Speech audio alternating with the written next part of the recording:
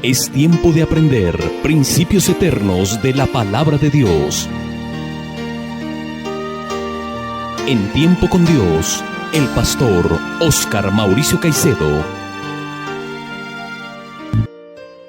Por la gracia de Dios, nos encontramos una vez más en este día para estudiar su bendita palabra.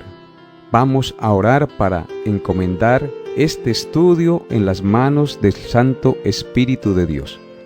Amado Padre Celestial, te doy gracias por este nuevo día que nos regalas. Te doy gracias por cada persona que nos escucha en esta mañana. Donde quiera que estén, Señor, guárdalos y bendícelos con la enseñanza de tu palabra, y permiten que cada día su fe se fortalezca y puedan confiar más plenamente en Cristo, el cual es nuestra esperanza de vida, el cual es nuestra paz, el cual es el todo de nuestra existencia. Coloco pues delante de ti este estudio, Señor, y te ruego que me des tus palabras y me guíes por tu Espíritu para poder enseñar lo que es recto y justo delante de ti, conforme a lo que está escrito en tu palabra. Te pido esto en el nombre de nuestro Señor y Salvador Jesucristo. Amén y amén. Continuamos adelante con el estudio expositivo de la carta del apóstol Pablo a los Gálatas. Hoy meditaremos en los versículos 19 al 22 del capítulo 3 de esta maravillosa carta. En el estudio pasado vimos que la promesa de la salvación por fe que Dios hizo a Abraham es superior a la ley dada a Moisés por tres razones. En primer lugar, porque la promesa de salvación por fe fue primero que la ley mosaica, que vino 400 años después de la promesa. Por tanto, la ley no puede anular la promesa, porque Dios no cambia de parecer. La salvación siempre ha sido y será por fe desde el principio de la creación. Entonces se concluye que aunque haya venido la ley no anula la promesa de salvación. En segundo lugar, vimos que la promesa de salvación por fe es superior a la ley porque fue ratificada a través de un pacto unilateral, es decir, un pacto en el que Dios se compromete a sí mismo a cumplir sus propósitos, a cumplir sus promesas. Dios juró por sí mismo que la cumpliría y por lo tanto esa promesa se cumplirá, porque Dios no miente y Él es inmutable y poderoso para cumplir lo que Él ha prometido. Y en tercer lugar vimos que la promesa es superior a la ley porque fue hecha sobre la base de la fe en la perfecta justicia de Cristo, de aquel que un día nacería de la simiente de Abraham, esto es Cristo, el cual traería bendición a todas las familias de la tierra. La promesa no fue hecha sobre la base de la obediencia a la ley que posteriormente fue dada, porque si la promesa de la salvación dependiera de la obediencia a la ley, nadie sería salvo. Por eso, la promesa es superior a la ley, porque la base de la justicia es la fe en la promesa y no en la obediencia a la ley. Estos tres argumentos que el apóstol Pablo da acerca de la superioridad de la promesa sobre la ley levantan una pregunta inevitable. Entonces, ¿para qué sirve la ley? Y es aquí donde empieza nuestro estudio en el día de hoy. Gálatas 3, 19 al 22. Dice así la palabra de Dios. Entonces, ¿para qué sirve la ley?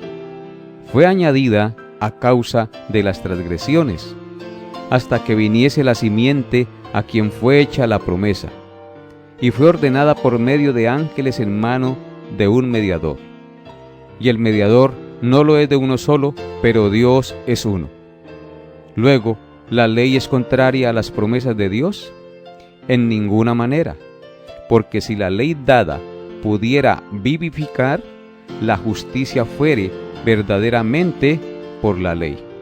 Mas la Escritura lo encerró todo bajo pecado, para que la promesa que es por la fe en Jesucristo fuese dada a los creyentes. En el verso 19 hay una pregunta. Entonces, ¿para qué sirve la ley?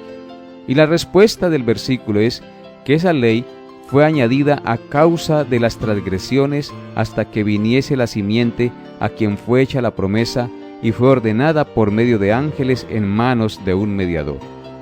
Fue añadida, dice el texto, para que diera a los hombres conciencia de pecado. O sea que la respuesta de que para qué sirve la ley es que fue dada a los hombres para que tomaran conciencia del pecado hasta que Cristo, la simiente, fuera manifestado y creyéramos en Él. La ley demanda amor perfecto, tanto a Dios como al prójimo. Cuando el hombre es confrontado con la ley, se da cuenta que no hay nada del amor de Dios en su corazón. Cuando Dios confronta con su ley al pecador, el pecador se da cuenta que es un transgresor y que está bajo condenación. La comprensión de esta terrible situación le lleva al hombre a los pies del Salvador. Comprender la incapacidad para salvarnos nos lleva a los pies del Salvador. En Romanos capítulo 7, verso 7 dice: ¿qué diremos pues? ¿La ley es pecado? En ninguna manera, porque yo no conocí el pecado sino por la ley, porque tampoco conocería la codicia si la ley no dijera: no codiciarás. Entonces, ¿qué es lo que hace la ley? Mostrarme la maldad de mi pecado, enseñarme que soy un pecador. Yo no conocí pecado sino por la ley. Desde el momento en que conocemos la ley de Dios, nos hacemos conscientes de nuestro pecado y entendemos que durante toda nuestra vida la hemos violado y que hemos quebrantado esos mandamientos santos y perfectos de Dios. Por lo tanto, la ley tiene el propósito de hacernos ver la magnitud de nuestro pecado. En Romanos capítulo 5, versos 20 al 21 dice: pero la ley se introdujo para que el pecado abundase, mas cuando el pecado abundó, sobreabundó la gracia, para que así como el pecado reinó para muerte, así también la gracia reine para la justicia, para vida eterna, mediante Jesucristo, Señor nuestro. O sea, que lo que dice este texto, que cuando la ley se introdujo, el pecado sobreabundó, porque nos hizo ver y nos hizo entender cuán pecadores somos. Pero al mismo tiempo nos mostró la gracia de Cristo, nos hizo entender que solo por Él podíamos justificarnos y tener perdón de pecados y aceptación delante de Dios. Pablo continúa diciendo en el versículo 21: ¿luego la ley es contraria a las promesas de Dios? Y él mismo se contesta: en ninguna manera, porque si la ley dada pudiera vivificar, la justicia fuera verdaderamente por la ley. La ley es contraria a las promesas de salvación en el sentido de que carece de poder para salvar. La ley demanda justicia, pero es incapaz de proveer justicia, porque demanda obediencia perfecta y nadie puede obedecerla. Si la ley pudiera justificarnos del pecado, sería contraria a la promesa de salvación por fe, y entonces la promesa de un Salvador no tendría razón de ser. Por tanto, la ley no es contraria a la fe o a la promesa de salvación, porque una de sus funciones es llevarnos al Evangelio, es decir, a la promesa de salvación en Cristo, al hacer al hombre consciente de la maldad de su pecado y de la necesidad de un Salvador. En otras palabras, la intención de la ley era revelar el pecado, no asegurarnos justificación. Fue una medida introducida por Dios para convencer a la gente de su necesidad de justificación legal delante de la corte celestial y de su incapacidad para salvarse a sí mismos.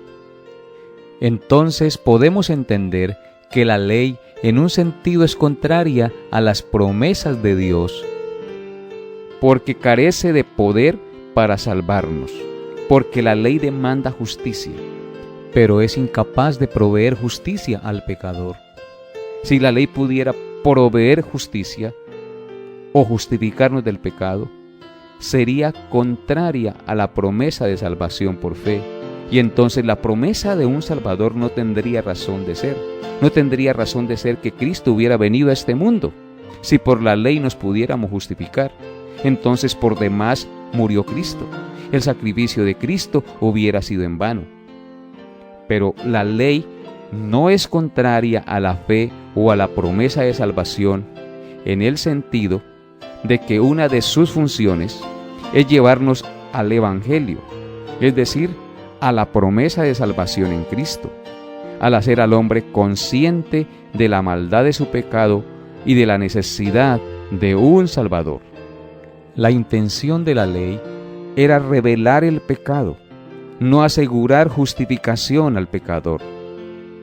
Fue una medida introducida por Dios para convencer a la gente de su necesidad de justificación legal delante de la corte celestial y de su incapacidad para salvarse a sí mismo. Entonces, en ese sentido, la ley no es contraria al Evangelio, porque ella nos hace ver nuestra incapacidad de salvarnos a nosotros mismos y nos hace ver que necesitamos justificarnos legalmente ante la corte celestial. Y eso es muy importante para nosotros. La ley tiene el propósito de llevarnos a los pies de la cruz. La ley tiene el propósito de llevarnos al Salvador que abrió sus manos en la cruz del Calvario para darnos vida y vida en abundancia. Solo en Él podemos ser salvos y justificados delante de Dios. Y la Escritura continúa diciendo en el versículo 22: Mas la Escritura lo encerró todo bajo pecado, para que la promesa que es por la fe en Jesucristo fuese dada a los creyentes. Dice Pablo que la Escritura, es decir, la ley, lo encerró todo bajo pecado, con el propósito de hacernos ver que no podemos salvarnos a nosotros mismos. Pablo continúa con el mismo argumento en otras palabras. La Escritura declara que todo el género humano está cautivo del pecado, como un montón de peces atrapados en una red que no pueden librarse de ella por sí mismos. Por tal motivo, no nos queda otra opción que la promesa de salvación por la fe en Cristo Jesús. La Escritura claramente nos enseña, desde el Génesis hasta el Apocalipsis, que todos los hombres somos pecadores y estamos destituidos de la gloria de Dios. Todo está encerrado bajo pecado. Mas la Escritura, dice él, lo encerró todo bajo pecado para que la promesa que es por la fe en Jesucristo fuese dada a los creyentes. Entonces es muy importante que nosotros entendamos que todos estamos bajo pecado. Y como dice Pablo en otra parte, para que toda boca se cierre y todo el mundo quede bajo el juicio de Dios. En el Salmo 143, verso 2 dice la palabra de Dios: Y no entres en juicio con tu siervo, porque no se justificará delante de ti ningún ser humano. Claramente la Escritura dice que delante de Dios no se justificará ningún ser humano. Cuando dice que no se justificará ningún ser humano, está haciendo referencia a sus propias justicias, a su propia obediencia, a de que por sí mismos no se pueden justificar ni salvar delante de Dios. Eso nos enseña que todos estamos bajo pecado. En Proverbios, capítulo 20, verso 9, también dice la Escritura: ¿Quién podrá decir, yo he limpiado mi corazón, limpio estoy de mi pecado?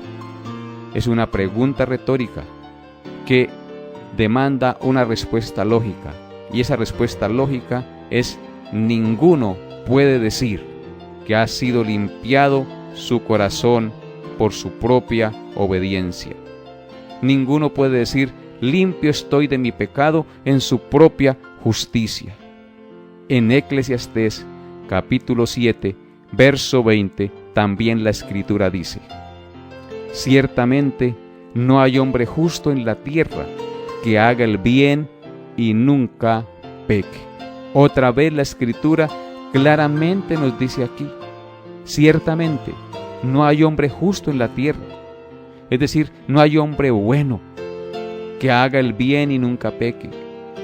Todos pecamos, todos nos descarriamos como ovejas. No hay quien haga lo bueno, no hay ni siquiera uno en este mundo. No hay hombre justo en la tierra, dice claramente el texto, que haga el bien y nunca peque. No hay hombre sobre la tierra.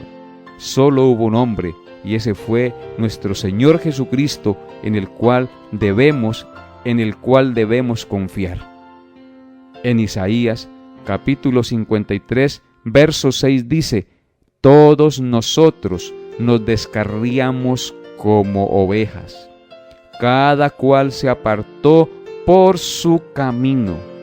Otro testimonio claro de que todo el género humano está bajo pecado y está bajo el juicio de Dios, porque nos hemos descarriado como ovejas del camino que Dios nos ha trazado.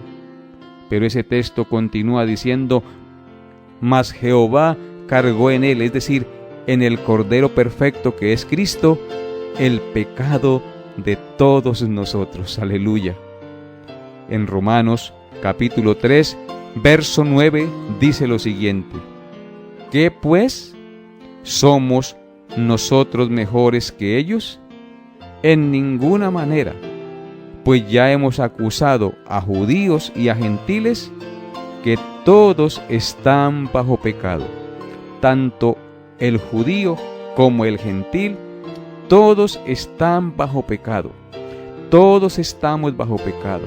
No hay hombre justo a los ojos de Dios, y nunca lo habrá en su propia justicia. Y en Romanos capítulo 11, verso 32 dice la Escritura: porque Dios sujetó a todos en desobediencia para tener misericordia de todos. Qué glorioso pasaje, mis amados hermanos. Dice el texto que Dios sujetó a todos en desobediencia, tal como dice aquí en Gálatas 3:22, mas la Escritura lo encerró todo bajo pecado, para que la promesa que es por la fe en Jesucristo fuese dada a los creyentes.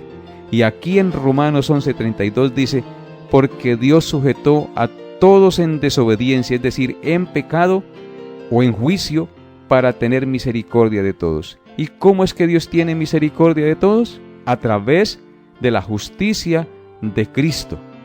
Porque de tal manera amó Dios al mundo, que ha dado a su Hijo unigénito, para que todo aquel que en Él cree no se pierda, mas tenga vida eterna.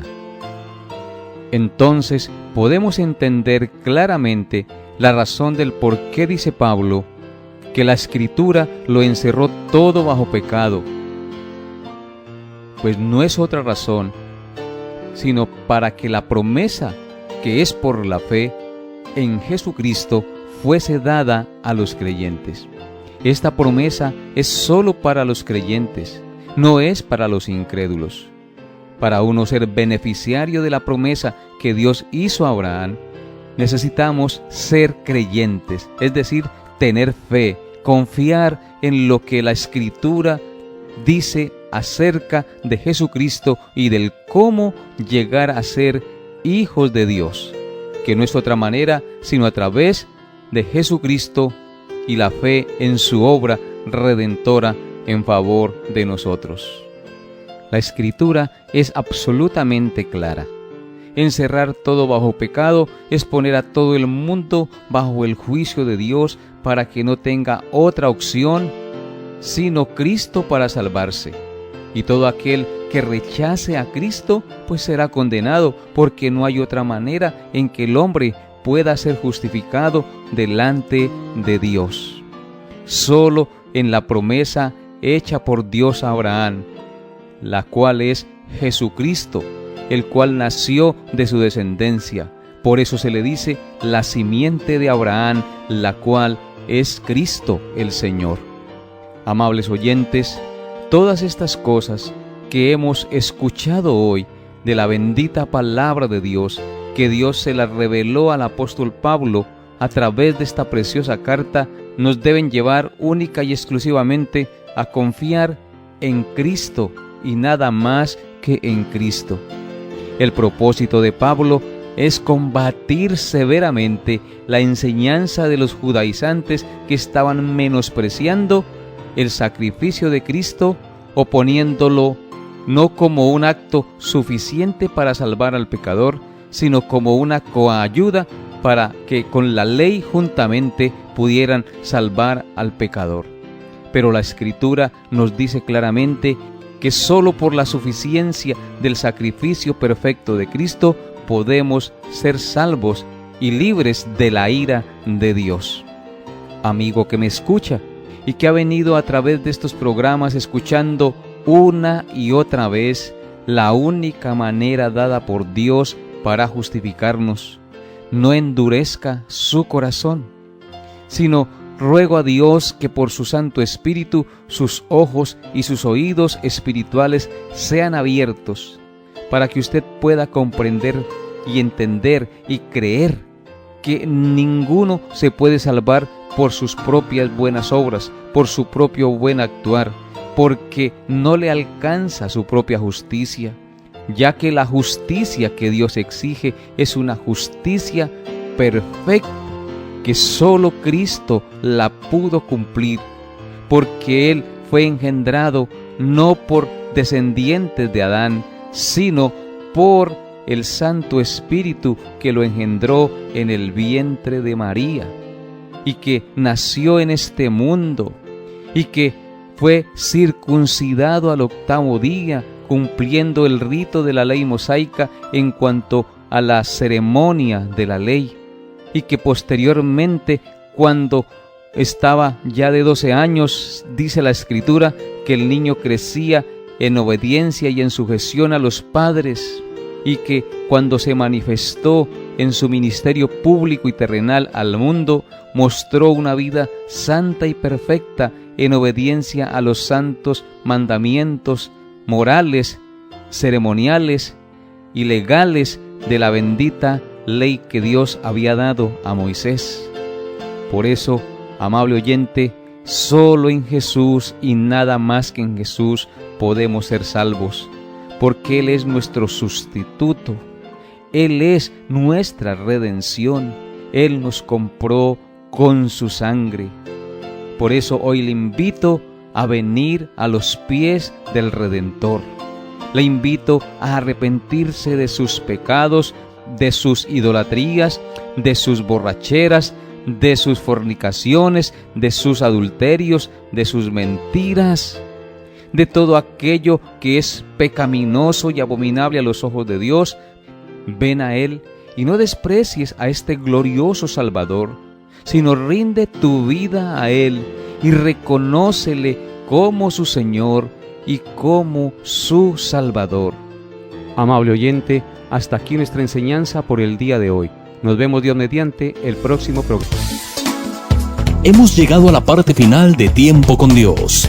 Agradecemos su fiel sintonía y deseamos que la paz de Dios, que sobrepasa todo entendimiento, guarde sus pensamientos y corazones en Cristo Jesús.